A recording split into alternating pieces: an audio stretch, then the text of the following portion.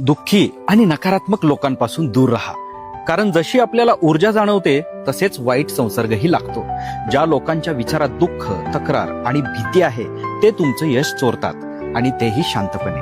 आपण ज्यांच्यासोबत वेळ घालवतो ते लोक आपल्या आयुष्याचं प्रतिबिंब बनतात. जर तुमच्या आजूबाजूला नेहमी तक्रार करणारे, नकारात्मक, निराश किंवा दुःखी लोक असतील तर त्यांची भावना तुमच्यावर झिरपते. तुम्हाला कळत नाही पण त्यांची ऊर्जा मात्र तुम्हाला खाली खेचते. अशा लोकांचं बोलणं नेहमी सारखंच असतं. होत नाही, माझं नशीबच खराब आहे, तू काही केलं तरी काही फरक पडणार नाही. आणि ही वाक्य ऐकता ऐकता तुमच्या मनातही शंका जन्म घेते. हीच नकारात्मकता तुम्हाला तुमच्या ध्येयापासून दूर नेते. जीवनात यशस्वी होण्यासाठी एक नियम पक्का ठेवा. बी सिलेक्टिव्ह विथ युअर कंपनी.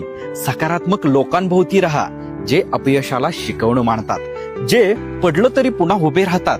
अशा लोकांची ऊर्जा तुम्हाला उचलते आणि तुमचं मन पुन्हा पेटवते. तुमचं वातावरण हे तुमचं भवितव्य आहे. म्हणून जो तुम्हाला घाबरवतो त्याच्यापासून दूर जा.